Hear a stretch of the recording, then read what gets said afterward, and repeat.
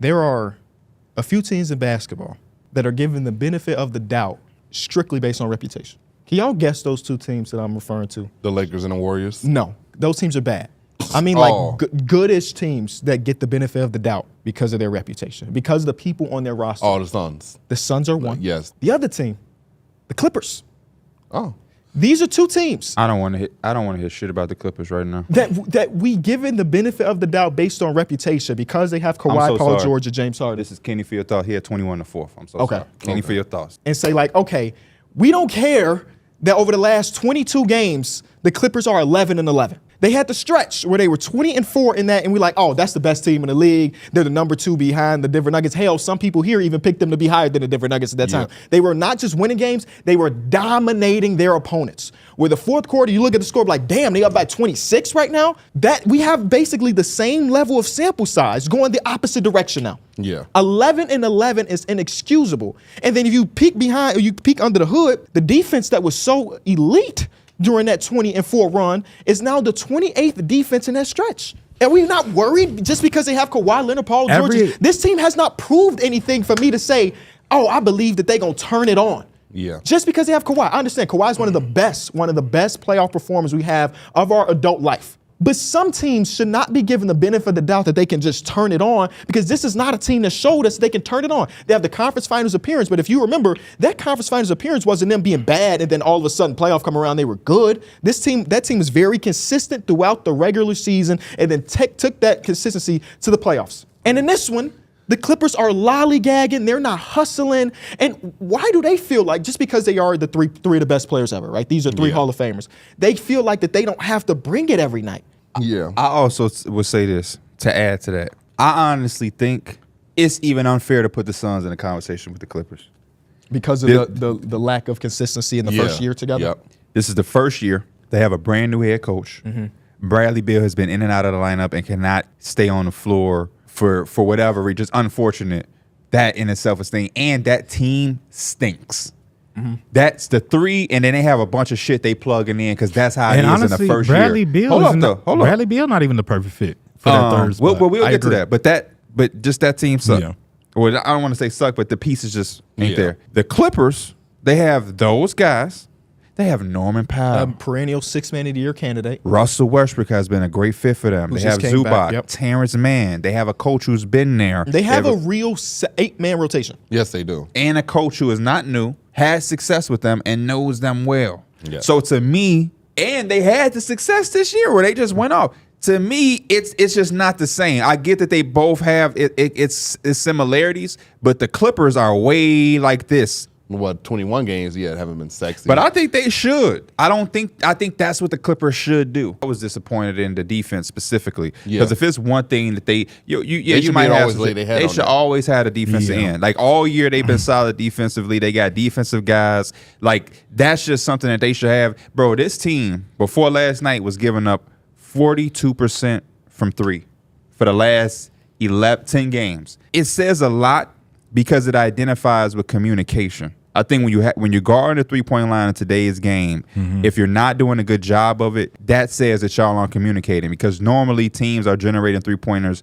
from screening and different actions like that, where I have to tell Mike, you there, I'm switch, you over the top, you right there. So if you're giving up those type of looks on a consistent basis where teams are shooting over 40%, 60% in the game, that means it ain't nobody just getting hot sidestepping in 3. No, they are generating absolutely good looks. That means somebody is getting beat off the dribble, somebody's going to help, but there's no communication to help the helper, get back, switch it. They're not doing that shit. And anytime you're a team with the type of status that they have and the type of goals that they have, and you're doing this late in the season, it is worrisome. Because like before he got hurt defensively, Russ was locked in. I'm excited for him to be back because I think he needs to be that voice in the locker room. Yeah. I think this team, and this is just what I see and my interpretation of what I've seen. I'm not trying to offend nobody. I'm not obviously I like Paul George and all of these guys, so I ain't trying to speak outside of anything. I just think they have a team of a lot of fragile guys, mentally and physically.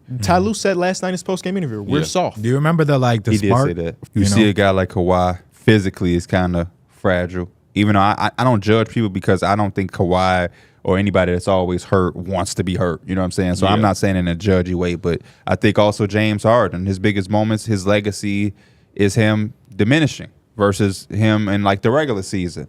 Then you have Paul George, a guy who has historically kind of deferred. Even when Paul George was at his height. With OKC or with the Pacers? With the Pacers. Like, I was just thinking that. I was like, was it the Pacers? Because even with OKC, he was an MVP candidate. He's like top 3, top 5. Like which version was better? Yeah. And honestly, I felt like at the height, it might be the Pacers. It really do. Statistically, it's OKC, but the Pacers, you're going up against Bron on that stage. Mano. I'm taking the Pacers. But my thing is, I don't even think he was a leader of that team. I think that was George Hill, David West, as far as the locker room and being that voice. I think he goes to OKC. I think that team may have needed him to not defer and be a little bit more like, this our shit, Russ, and not this your shit, and I'm just here to be your sidekick type thing. Because the production, he was the number one guy. But his attitude, his body language and everything was like, I'm here, I'm following you, Russ. Take us. Even in that first series against the Jazz, when they was kind of getting their ass beat. When Joe Ingles was... when they were saying Joe Ingles was locking them up. Yeah, and it was like that last game, he was shooting like 3 or 15, and he kind of like, I remember being a fan of Paul George and just being like, come on, y'all can pull this out.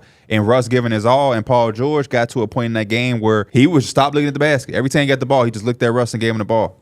The Mavericks prepared for Kawhi Leonard. They didn't prepare without Kawhi Leonard. So they lose game 1 where Kawhi doesn't play. And they 2-0. It's like, we know exactly what we want to do here. And they could be up 3-0 right now. They crazy. Really could. Yeah. That second quarter in that first game really is all that determines. 8 points. Really 8 points. Kawhi main definitely thing does is, mess up the rhythm, though. He has not had the backup. Like, if the best player is struggling, usually there's a number 2 that, like, Joel Embiid, I wouldn't call struggling because he still had 35 points in game number 2. But then we saw Tyrese Maxey take over in that second quarter. Like, oh, okay, he going to settle some shit down. He going to keep us in the game, and then ultimately they end up losing. I mean, James had a good first half. Yeah. After that, he wasn't on anything. Paul George had 5 fouls in like 12 minutes. That's what I thought we was going to, is when you said number 2 is Paul George is supposed to be that. Yeah. Paul George their number is 2 right that. now is really, like, Zubac has been number 1. Yeah. I thought the exclamation mark on the game is when Paul George got blocked by Daniel Gafford. Yes. I thought that was story of the game right huge. there. It's just they didn't have enough that night. Yeah. You know? The battle of the paint has definitely shifted to Lively and Gafford, where in game 1 it was Zubac. Yeah. So that right there shows you the big determining factor of the series. The defense has been amazing for the Dallas Mavericks. Shout out to Luka, Luka's been sitting that chair. In game number 2, I wasn't here, so I'm sure y'all talked about it. Luka was saying, don't send help. Don't send help. Yeah. I'm here. I got this. And they did not score. I think they were 2 of 17 collectively with Luka as the primary defender, and none of those was Kawhi, Paul George. Mavericks, got to give so much credit to them, but man, the Clippers look so bad, man. The Clippers look so bad. It's tough to watch Kawhi like this. Paul George just atrocious. Bro, we're watching all of the GOATs of our era just that always comes through my mind, bro. And then, you know what's even crazier is that, what like, if the GOATs of our era never were the guys that we thought they were? I can't go that far. Oh, man. It's like they all 35 plus. You're right. Traditionally, 35 plus in the NBA is like, is he going to be the 12th man on the roster? You're right. Those dudes still have 30. I'm just off. I won't smoke all that stuff. The Mavericks advanced to the second round over the Clippers. I said on Twitter, was it for Drake or Kendrick, this would be the only thing we talk about, because they were getting their ass spanked, and Drake responded with Family Matters. And then Drake was probably watching this game. He's like, this game ain't on shit. let me spice it up a little bit. Let's add some, because he was probably waiting until after. I mean, at least if I'm nobody give a damn about this game in the grand scheme of things. This is a real moment. But yeah, Clippers. Very disappointing season for them. I honestly didn't even know if they knew it was an elimination game for them. Yeah, no, there was no fight, no dog, no nothing. The game before that too. Yeah, like why are we laying down right now? I couldn't imagine Paul George and James Harden going out like this. You couldn't? I could in a way. Based on the track record. You couldn't? This is what I've been saying about this team this whole year. This team is fragile and like a fight weight. They're just so fat. They fold so much. Very, very little fight. And James Harden fools you too. They have games that they came back, and of course, you know, it happens. Every team in the NBA has. But yeah, it's just something about this team where they're just not enough. They don't have enough dog. James Harden fooled you in that first game when he had like 30. He had all those step back threes. He ain't fool me. Like, he had a good game. Like I did not expect him to do that shit over and over. He had a good game, but he had expected the one where you look at him and be like, oh, he can play like this, but then you see what he can actually play like. Well, that's been James Harden for the last few years. So they're going to bring back James. They're going to bring back Paul. That's their plan. They're going to bring back Tyronn Lue. Are we just going to say every single season, well, if we get healthy? When the last 4 years we haven't been able to be healthy. I'm done. Next year, if this team is back, Clipper fans, when I'm up here and I'm doubting everything that they're doing, don't talk to me about it. Well, a month ago, I don't know if y'all remember, I went on a little rant about there's two teams in basketball that were given the benefit of the doubt, even though they haven't done shit. It was the Suns and it was the Clippers. They're both eliminated in the first round. Done. And they didn't even really put up a fight in both these games. Yeah. So don't talk to me next year when, man, P, they doing this. They ranked this. Don't want to hear it. Don't talk to me about it. I don't care how much I like Paul George. I don't want to. Now, Paul George the biggest swing, by the way. If he goes to Philly, this team is dead in the water. Yeah, and they going into that new arena. I just don't want to hear when we doubting them and we ain't convinced by every single thing that they're doing next year. I don't want to hear any back and forth with the four guys up here. We gave them so much grace, borderline bias, and I try to be as neutral of a person as we can be. But the bias is coming from the things we saw of Kawhi. Obviously, I like Paul George. Obviously, we respect Tyronn Lue. They went and got James Harden. Norman Powell, one of the best bench pieces. Zubac, probably one of his better years this year, best year of his career, arguably. There was a lot to buy in here. I don't know many times where we've literally seen people fold. Hey, man, I want that max contract. We don't want to give it to you. Okay. Take it. When have we seen that? That's what Paul George is going through right now, too. The Clippers are offering him less than a max, and he's not taking that. So that's why he's going to hit free agency. So there's a big chance Paul George may not be a Clipper. I think it's a huge chance. Did you see the comment section on his last episode? No. It's bad. The Clippers have given him multiple offers. A lot of people saying don't come back. It's like, damn, you care more about the podcast and the playoffs. Because he dropped the episode 2 days after they got eliminated. Which again, it's his thing. It's normal. Who gives a fuck? It's his job. It's part of his job. He said himself in the episode, I thought it was gonna be a while before I seen y'all, but then I guess he just said, hey, fuck it, life go on. Yeah, they don't. And that's really how you should look at it. I am. You want him to be in a dark room crying? Especially when he was the one out there playing. Yeah. But he's Paul George has found a way to put himself in a position of kind of like the Celtics, where when Paul George do what he do, it's like that's what he's supposed to do. He's Paul George. When he don't, it goes all in uproar. But I would tell those same fans, did you think Paul George was going to take y'all to a promised land, or were you banking on Kawhi, Paul George, and Harden with the collective of a team? They're going to tell me that they expected Kawhi, Paul George, and Harden. I just think he's found a way to put him in that and put himself in that situation. But I do think he might be. I think he might be out of there, and I think he should be. I that's my biggest criticism as a Paul George fan. I don't think Paul George is that guy that is going to go into a thing where it's like I'm one of them. I think he go to Embiid, Maxey, and you be third fiddle, man. But yeah, go ahead. Joe Breeze 100 says, I'm a Paul George fan, but homie wasn't on his bully-ish like he said he was going to be before the season started. Facts. He was for a lot of the season, but in this series, no. I expect PG to sign that extension with the Clippers, but let's be honest, his team ain't going to win nothing in the playoffs. Too old, too fragile to compete with the other young dogs. The next one comes from Trevor Law. Says PG should probably still be watching the playoffs so he can be prepared to who to go against next. Listening to this podcast, it feels like PG lost his passion for the game. Sounds like dude just wants to retire but still wants the NBA money. Is that what it sounds like? Live from Cancun. PG just giving off the energy that he's okay with losing. I can't pay a league guy to get paid what he's getting paid, and he brings this type of energy. He's way too comfortable with not competing. Now, hold up. Let's time out there. What you gonna say? What type of energy is he supposed to bring? Is he supposed to bring a down, sad energy during the podcast? But I am going to say this, though. That fan making a point, but I just want that fan to know, welcome to the NBA. I am a big believer that 95% of these guys don't care that they losing. I think fans think that people are thinking about this shit like they do. They're thinking about their bag. You think people that I just don't think you cannot convince me that the majority of the NBA is at LeBron got kicked out of the playoffs and he's not reporting on it too. He's at a podcast. That's why I started laughing. The next comment comes from Jason. I think Paul George and LeBron look much happier just doing their podcast. That's all good. They're both great players in their time. They're both great players, but Father Time is undefeated. I don't think the general public really understand that a lot of this shit ain't baller's life for them. Yeah, but I think for LeBron's case, he's been in 9 straight finals. He's won 4 championships. He's gotten all the accolades except for DPOI. LeBron's done a lot of winning throughout his career. Paul George hasn't really won much. He hasn't. So, but That's the only difference between the two. But I could definitely see Paul George definitely caring about the bag more so than winning.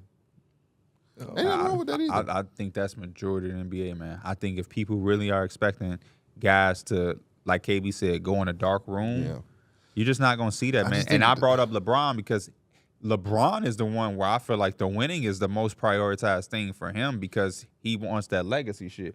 And even he ain't somewhere crying about it. He went right into what he going to do. So if LeBron is doing it, I'm expecting all the rest of these guys. Honestly speaking, it would be nice if Paul George got a ring. If Paul George gets a ring, what does it do for you? Doesn't do anything for me. No, I'm saying like how you perceive him. Nothing. Because he probably wouldn't be the best player on that team either. It would more so go to the star. And that's why we look at guys not taking pay cuts to go get a ring. Because it's like, okay, Paul George get a ring right now. Is he a top 15 player all of a sudden of all time? Hell no. No. Before last night. Oh, well, that makes sense that Max, he doesn't know Joel or PG. Talk to me about last night, D-Millie. What pissed you off in that game? Oh, yeah. That late in the game, Maxey had 31 cooking all game. Hot. I just don't understand why in the fourth quarter it seemed like Paul George put that man as a floor spacer. And he was just operating on the opposite side with Yabusele and Kelly Oubre. And it just seemed like Maxey was never involved, even though he was the hottest hand on the court. And it was just like, didn't Paul George say his biggest thing coming here is that he wanted to come in and not do anything to take anything away from Maxey or Joel? He just wanted to come in and just compliment them. That didn't scream compliment them at all. It gave off the vibe that I'm here to be PG and I'm still on the Clippers. It's still my team. Like that was the vibe I kind of got. Clippers wasn't even his team. Do you think that was a Paul George thing or Nick Nurse? Yeah, I was gonna say that could have been just like Nick Nurse because my only reasoning I don't agree for with it it could be like to be honest, it probably was a little bit of both. Paul George's first game back. Let's try to get him his feet wet, get him acclimated, let him try to do what he does. Oh no, I'm trying. But other than that, Tyrese Maxey should have had the ball the whole time. Yeah, that's why I still agree with him. Yeah. I feel like it was exactly what you said. But I also agree with Derek because I feel like Paul George needs to start preparing himself to get into the flow and mix of everything, obviously, but he needs to prepare himself for that moment where it's going to be Tyrese Maxey. Yeah. And it's going because like you said, Tyrese Maxey was cooking with fish grease. He was hot, the hottest man out there, arguably, besides Kevin Durant. And yeah, y'all had him like not involved. He wasn't a decoy. No, he was just standing. Yeah, he was just hands not up, no nothing. And Paul George did that weak ass shit at the end of the game, and it didn't lead to nothing. So it's like I didn't like that at all. Whatever the excuse want to be, we want to get him back into the flow.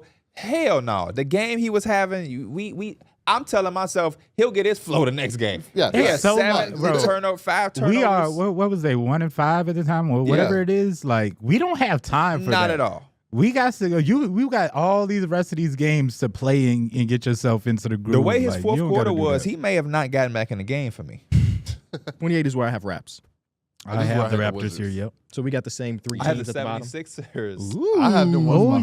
I got the Sixers at 27. I got them at 27. Yeah, I got it at 28. Yeah, again, like Derek kind of said about the Raptors, obviously the 76ers have missed Joel Embiid and Paul George for majority of the season. Now Tyrese Maxey. Can I get the James Harden?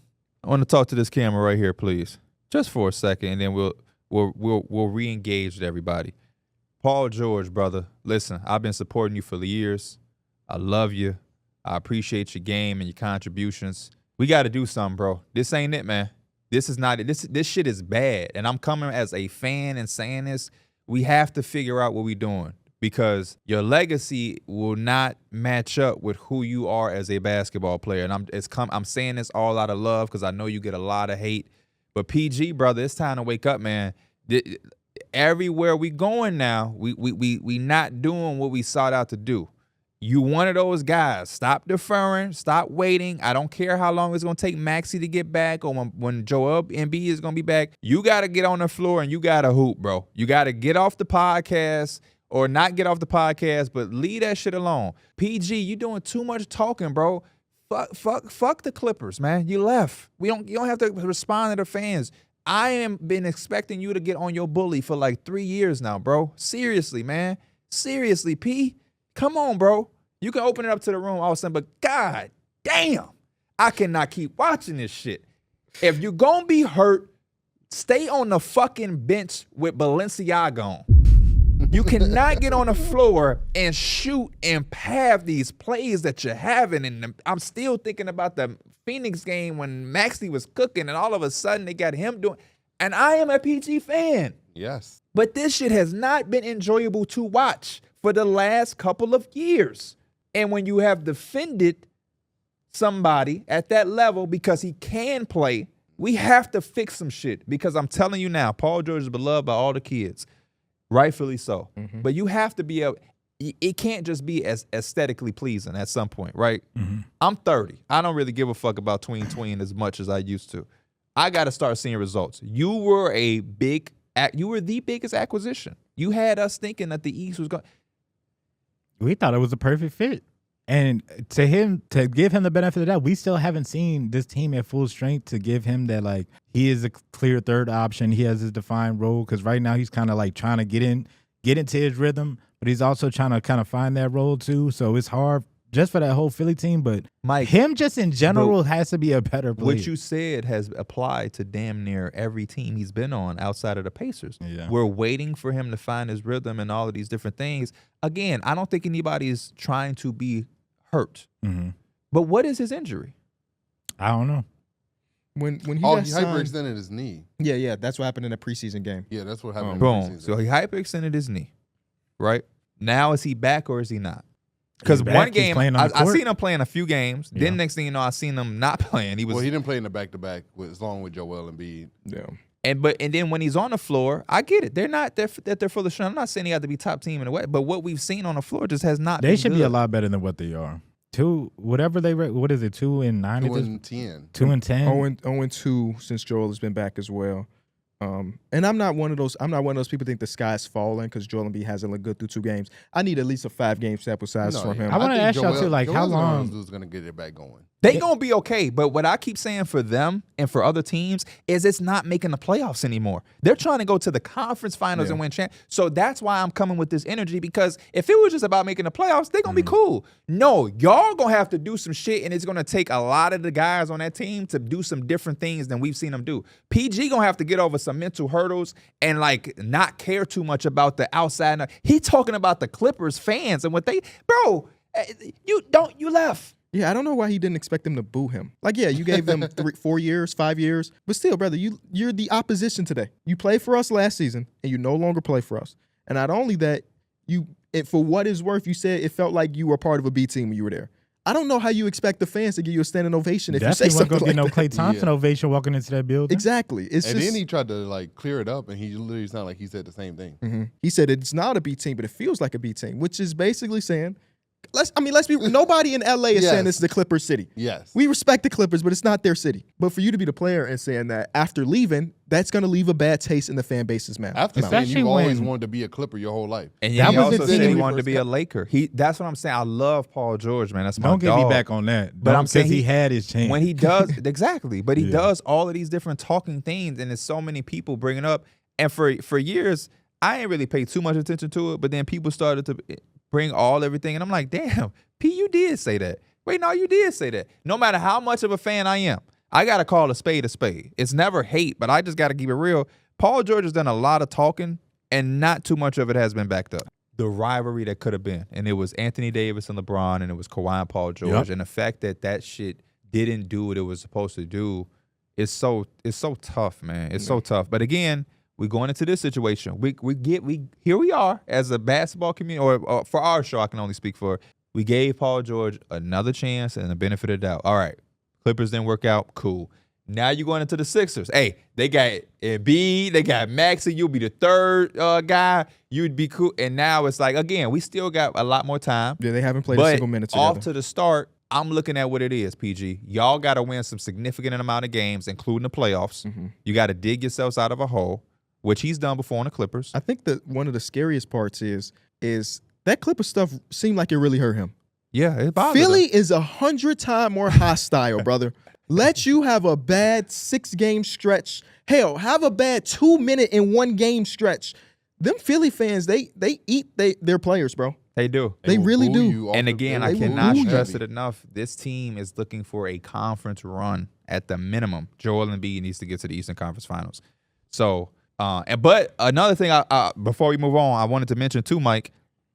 One of the reasons he came and that they had interest is for when Joel Embiid is hurt. He needs to be on the floor. I was just thinking about that last night. I was like, first of all, Maxey is hurt too, so that already takes away from. He's got Jeremy King. I mean, yeah, he does too.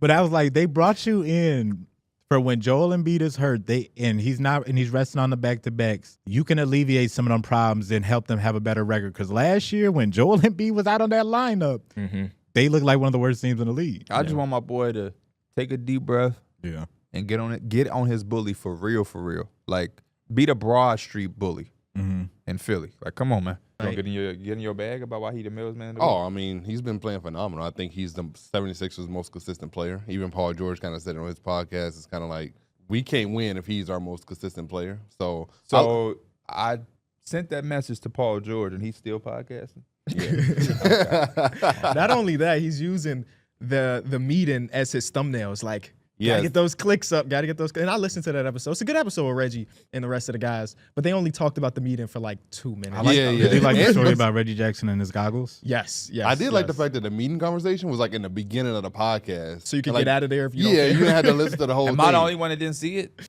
Maybe. Did you see it? I just saw a couple of clips. Oh, I have. Because the title was like, Paul George keeps it real about the meeting. I'm like, I need to hear this. I told y'all how I felt about Paul George. I'm a big Paul George fan, Shams. Yeah. But I'm currently going through it with him because he's not performing really well right now. The expectations like you're going through are it with big. him personally. As a fan. I don't know him as personally. As a fan. Yeah. I've only met him twice, and it was very I was asking questions. So I don't want to say we have a relationship, but like, everybody know me as a big Paul George fan, and I've defended him a lot, but I just want him to kind of focus on the basketball. He don't have to stop podcasting, obviously, but I think sometimes a lot of players are bringing the team shit to the microphone, and it only kind of hurts you, I think, the more you do that. Now, if he was just talking about other things around the league, but we've seen Draymond do that, and I think just sometimes it can get real murky, and, the more you kind of put gasoline on stuff, the bigger the fire gets. To hear y'all say he was talking about the meeting stuff. But again, he's 35, not getting any younger, and he got the bag. And these NBA players, not Jimmy, but most NBA players, what I'm starting to see is they get that bag and they lax. They get that bag and they relax. I didn't see it, but I just saw Jeff Teague, brother, Marquise Teague, got a podcast. He was telling a story about how recently Paul George jammed his finger on his non-shooting hand and left the game. And I'm like, that sounds like somebody that just got $200 million. Hey, my finger hurt. Hey, I'm gone. Like, y'all saw that tweet about Paul George? No. About him having more YouTube content than like field goals made for the Sixers this year? He's uploaded more videos from shorts than he has field goals made this season. And it's like, obviously it's not him doing that, right? He's got a team that does all that, but it's still just an hilarious ass stat. Yeah. It's always going to be attached to him. Yeah. But as a Paul George fan, I have not loved this year. And I don't 0 free throw attempts pretty regularly for Paul George nowadays. Don't question the integrity of players because I know how much work you have to put in to make the NBA and then to be an all-star level player. But again, I don't be thinking it's a coincidence when guys get their bag and the game start to dip. I want to see that dynamic between Jimmy and Draymond, just like. And I don't know what the hell Larry Markin is doing nowadays. Oh, he chilling. He collecting that check. He chilling, but that's what I'm saying. I don't think he would have been doing that with the Golden State Warriors. Yeah, no, he would have been in he would have seen him at a whole different level. The same way I don't think, and I know it sounds crazy to say, I don't think Paul George would look anywhere close to what he looks like right now with the Warriors either. Some guys are just, Paul George, I don't know. He looks really bad. He does. So he still might look really bad over there too.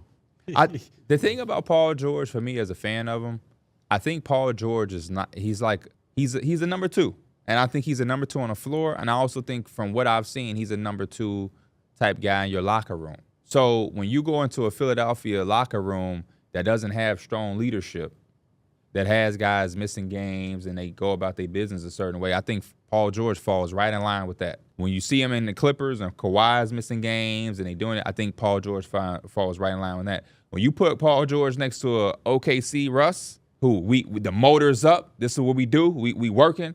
Paul George is like a totally different player. You know what I'm saying? Yeah. So I think you put him next to Draymond and to Steph Curry where the leadership is different. I think Paul George's batteries are wired just a little bit more different than some of the other situations he's been in. And that's just what I see as a fan of the game. It's no coincidence why certain versions of Paul George look different depending on who's in the locker room with him. And those Clippers teams, in my opinion, from what I saw, lack a lot of leadership on what we're doing and how we're going about our business. Philadelphia seems to be the same way. It's only so much leadership a Kyle Lowry can provide when he's not even on the floor. And you look around, I mean, everybody's they over there just chilling. We could talk about them. 76ers, Joel Embiid, he ain't playing today. My thing is what Derek said as well. I would give him an F too. It's the fact that you came in with championship aspirations, not that you were going to. And for people at home, championship aspirations doesn't mean that we're picking them to win a championship. It's just that that's their goal and they feel that it's realistic. Paul George is only getting older. How old is Paul George? Isn't that 34, 35? Yeah, he got to be 34, 35. He's only getting older, man. The games for him played, healthy or not, are going to decline. That's just the reality of what it is, especially when guys get this bag. Look, we don't have to talk in code or talk in secret anymore. People at home, guys get the bag and they sit on their ass. That's just the correlation. I have not seen a guy get. Let me know when y'all find a guy that get the bag and play more. Who got the bag and then played a career year of games the next year? I'm not saying it ain't out there. I'm not saying it never happened. But off the top of my mind, we don't know that. We know the opposite. We know guys getting hurt. You're just talking about the $50 million bag. Yeah, Okay. the bag. Yeah.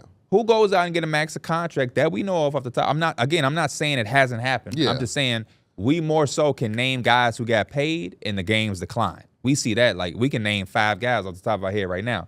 But the opposite, we haven't really seen. Like, when you make a move to sign Paul George, or you invest that much into a team, I think you got to start having plans. You got to have a 2-year, 3-year plan as a GM or as an organization for these unexpected turbulence type of things, so where things get a little shaky. Unfortunate year for sure. But if you take the L now, you'll set yourself up for a really good bounce back year. That was the only disappointing thing about Philly. I think they had all of the signs in the world early on to say, you know what, it's going to be tough to tell our fan base this, but you know what, we're going to bite the bullet, we're going to take our L early, and we're going to have a bounce back year next year. Are you sure that's what they're doing? Who? Philly, that they're biting the bullet this year? Because Paul George said he still competed for championships. That's why he shut down his podcast. Well, you know what's crazy? Regardless of the bullshit he say, I was hesitant to say that because I still feel like they played Embiid too much. They could have. Yeah. I Paul think George part of is that crazy reason as hell, too- by the way. I don't really. I don't understand. How you, what are we, like 50 games into the 50 season? some games in. And now you say it's time to lock you in for the playoffs? Shout out to Paul George, though. No, That podcast will be back November 15th when the season is over. Paul, Last game of the season. Kyrie is my favorite player, but I still love Paul George. I just don't understand why he just feel the need to just say, like, I don't know. I don't know, man. Paul George's career He just be saying shit. His career is gonna be very, like, looking back on it, it's gonna be very interesting, because his explosion on the scene was so crazy. Hall of Famer? But then I don't know. But no, I do feel like that, P. I think He's now be, part of 2 of the biggest, like, what ifs. Mm-hmm. It's gonna be 70. Well, it depends on what the 76ers do next year. for us. It's gonna be a little different, but like going forward and people looking back on his career, they not gonna realize how great Paul George was. Like, especially when he burst on the scene and he had his like MVP type run. Like, this dude was one of the very few guys that was literally 6'9" with a guard handle. He was playing like how Jason Tatum plays today. Yeah. And it's just like people really not gonna remember that as much as we keep going. We talking Tracy McGrady-esque Tatum. And if you think about it, he was kind of doing similar shit to what Tatum. He was going toe to toe with Bron in the conference finals. Mm-hmm. Like like they literally have similar trajectories that they were doing damn near the same stuff. And coming back from that big ass injury, That was big Yeah. too. and still I having a really, successful as a career. Paul George fan, he bounced back from that very greatly. But if that didn't happen, I was looking at him going to get that MVP. I thought he would have an MVP. I thought he was going to be challenging Durant, but yeah, the injury ended up happening. Was he top 3 in DPOY that year too? That Was one he? OKC The year. year. Oh, Yeah. yeah. I thought you meant with the Pacers. What a forgotten. That might Nah, be 'cause forgotten in history when you think about It it. will be.